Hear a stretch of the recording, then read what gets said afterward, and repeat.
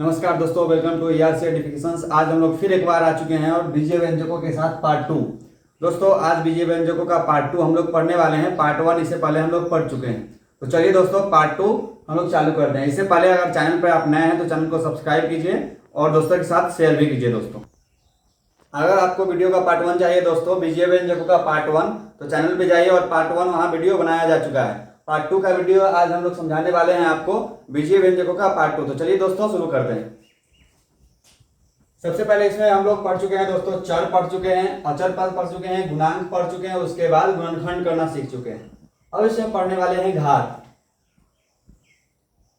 घात पदों का होगा। जैसे दोस्तों अगर हम यहाँ बीजीय व्यंजक एक लिख देते हैं कि x square plus 8x square y minus 9x, तो आपको अगर बोलेंगे कि इसमें इस पद का यानी दूसरे पद का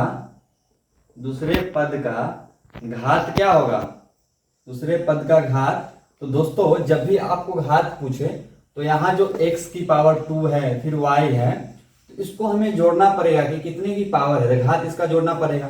तो x की घात 2 है तो 2 प्लस, अब y के ऊपर घात कुछ नहीं है तो हम 1 मानते हैं, तो y की घात 1 है तो 1, तो कितना घात हो गया दोस्तों, 3, टोटल 3 हो गया। उसी तरह आपसे पूछें कि ये तीसरे पद का घात बताइए, तो तीसरे पद का घात बराबर माइनस 9x है दोस्तों, तो माइनस 9x है, तो इसमें x है तो x की पावर कुछ नहीं है तो 1 मानते हैं, तो सिर्फ एक ही घात है इसमें, तो सिर्फ घात की संख्या इसमें क्या हो गया, 1।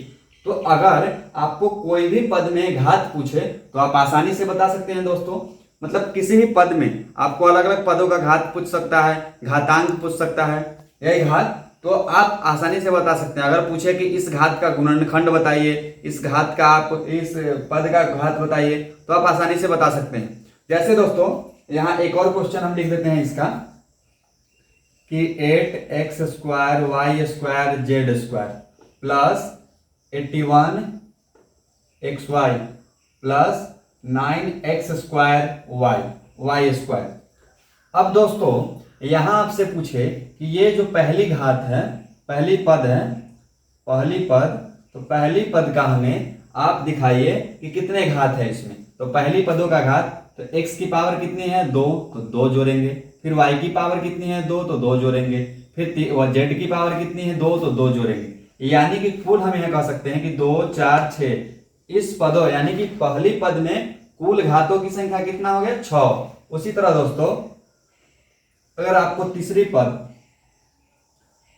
पद में अगर आपसे पूछे, जैसे तीसरी पद है 9x स्क्वायर वाई स्क्वायर, तो आपसे पूछे कि इसमें घातों की कुल संख्या कितनी है, तो घात जब निकालना हो दोस्तों तो जो भी चर पद है उसमें देखें कि कितने घात है। इस चर का क्या घात है 2, तो 2 जोड़ दिए दोस्तों, फिर इस चर का क्या घात है 2, तो इसको भी जोड़ दिए, यानी कि कुल घातों की संख्या कितनी हो गया 4 हो गया है कुल घातों की संख्या।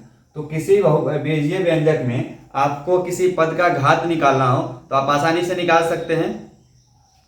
तो दोस्तों अब हम लोगों ने घात निकालना पदों का सीख लिया है। अब देखते हैं कि जो बीजीय व्यंजक होता है ये कितने तरह का होता है दोस्तों। तो सबसे पहले इसमें होता है एक पदी। एक पदी में जो पदों की संख्या होगा वो 1 होगा, एक पदी होगा, तो उसमें पदों की संख्या कितनी होगी 1 होगी, इसमें पदों की संख्या 1 होगी।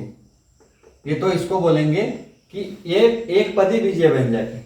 फिर द्विपदी, अगर 2 पदी बीजीय व्यंजक होगा, इसको द्विपदी भी बोलते हैं, तो उसमें क्या होगा, तो इसमें पदों की संख्या 2 होगी। मतलब दोस्तों कि अगर एक पदी बीजीय व्यंजक होगा तो उसमें एक पदों की संख्या 1 होगी। द्विपदी अगर व्यंजक होगा तो उसमें पदों की संख्या 2 होगी। उसी तरह त्रिपदी या 3 पदी आप बोल सकते हैं, 3 पदी, तो इसमें भी पदों की संख्या कितना होगा दोस्तों 3 होगी। उसके बाद एक होता है बहुपद, मतलब 2 से अधिक। बहुपद मतलब 2 से अधिक पद होंगे, इसका मतलब क्या हो गया दोस्तों, 2 से अधिक पद होंगे। इसका मतलब यह हुआ दोस्तों कि जो बहुपद होगा उसमें 1 से ज्यादा पद होंगे, 2 से ज्यादा पद होंगे। जैसे त्रिपदी जो है, तीन पदी, ये भी बहुपद में ही आता है। उसके बाद दो पदी जो हो जाएगा ये बहुपद में ही आ गया, तो दो पदी त्रिपदी जो हो गया। तो व्यंजक चार प्रकार के होते हैं, एक पदी, द्विपदी, तीन पदी और बहुपद। तो ये हम लोगों ने सीखा कि चार तरह के बीजीय व्यंजक होते हैं। अब ये चार तरह के बीजीय व्यंजक जो होते हैं तो इसमें दो होते हैं, एक होता है एक समान और एक होता है, तो इसमें सबसे पहले एक समान हम लोग पढ़ते हैं। एक समान बीजीय व्यंजक, एक समान बीजीय व्यंजक। जैसे दोस्तों एक समान बीजीय व्यंजक क्या है, तो देखिए जब पदों में चर जो रहता है एक जैसा मिल जाता है तो हम उसको बोलेंगे कि वो एक समान पद है। जैसे इसमें 8x है और इसमें 9x है, तो इसमें चर जो है इसमें भी x है, इसमें भी x है, तो यहां बोलेंगे दोस्तों कि इसमें चरों की संख्या समान है, इसलिए ये जो दोनों पद है ये एक समान पद में आएगा। उसी तरह 8y अगर लिख लेते हैं और एक लिखते हैं 80y, तो दोस्तों ये भी एक समान पद है क्योंकि इसमें भी चरों की संख्या y है और इसमें भी चर केवल y है, तो इसको बोलेंगे कि ये एक समान पद है। लेकिन एक होता है एक समान, एक होता है असमान पद। तो असमान पद कब हुआ दोस्तों, जैसे देखिए इसमें 8y हो गया, इसमें 9x हो गया, तो इसमें चर अलग है और इसमें चर अलग है, तो इसको बोलेंगे कि असमान पद है। उसी तरह 9xy और 10x, तो ये भी असमान पद है क्योंकि इसमें x और y है और इसमें केवल x है, तो इसको बोलेंगे असमान पद। तो पद दो तरह के होते हैं, एक होता है एक समान व्यंजक, दो तरह के, एक समान बहुपद वाले व्यंजक और एक होते हैं असमान पद वाले व्यंजक, मतलब अलग अलग रहेंगे उसमें पदों की संख्या, और समान वाला में एक समान रहेगा आपको, मतलब चर उसमें एक जैसे रहेंगे। अब आगे इसमें देखते हैं हम लोग दोस्तों बीजीय व्यंजकों का अब एक समान वाले पदों का जोड़ सीखते हैं दोस्तों। तो अब हम लोग आ चुके हैं दोस्तों जोड़ पर, कि जो बीजीय व्यंजक होता है उसका जोड़ कैसे करेंगे। तो सबसे पहले दोस्तों आपको सिखाने वाले हैं एक समान पदों का जो बीजीय व्यंजक होगा उसका जोड़। तो चलिए दोस्तों देखते हैं इसमें, जैसे 8x प्लस 7x, अब इसमें देखो ये भी x है चर पद, ये भी x है, मतलब एक समान है, तो जुटेगा संख्या को संख्या से 8 7 15 और x को x, मतलब ये कॉमन हो गया मेरा, तो ये एक 15x। जैसे अगर बोले कि 9x और -8x को जोड़िए, तब क्या करेंगे दोस्तों, बड़ा सिंपल है। देखिए यहाँ जैसे पहले संख्याओं को जोड़ेंगे तो 9, क्या करेंगे 9 और प्लस का सिंबल लेंगे, जोड़ना है हमें, फिर उसके बाद ये माइनस आ गया है 8 तो -8 लिखेंगे, ये ब्रैकेट हो गया। अब x, तो x कॉमन लेंगे दोनों में क्योंकि दोनों में x है, तो x हम ले लिए कॉमन, ठीक है दोस्तों। तो x जब कॉमन लेंगे तो यहाँ 9 हो जाएगा, प्लस और माइनस माइनस हो गया, 8 का 8 हो गया। उसके बाद दोस्तों यहाँ हो गया x, छोटी ब्रैकेट खत्म हो गया दोस्तों।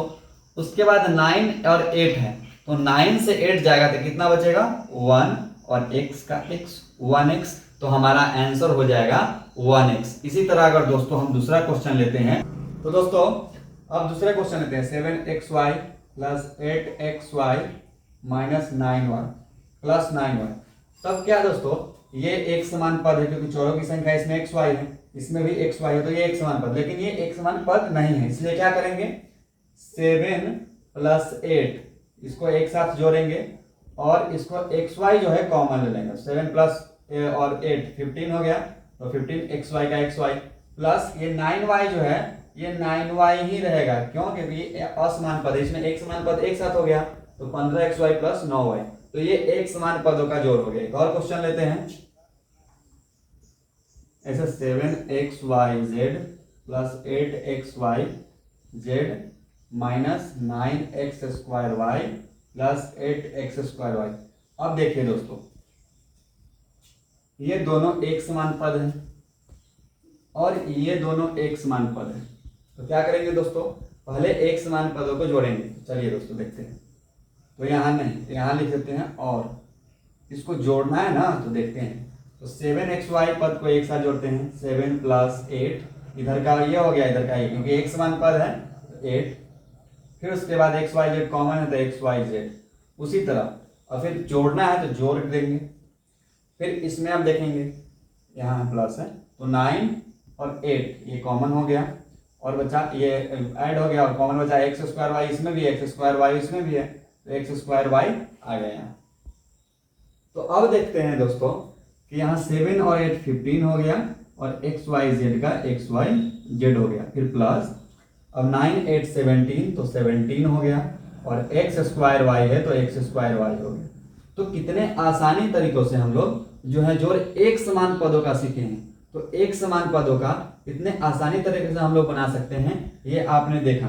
तो चलिए दोस्तों अब हम पढ़ने वाले हैं कि असमान पदों का भी जोड़ देखते हैं। चलिए तो दोस्तों इस वीडियो में इतना ही। अगले वीडियो में हम लोग पढ़ने वाले हैं असमान पदों का जोड़ और एक समान पदों का घटाव भी पढ़ने वाले हैं। और आप नए हैं इस चैनल पर तो चैनल को सब्सक्राइब कीजिएगा दोस्तों, इससे हमारा जो मोटिवेशन है और मिलता है और इस तरह के और भी वीडियो हम लोग बनाएंगे।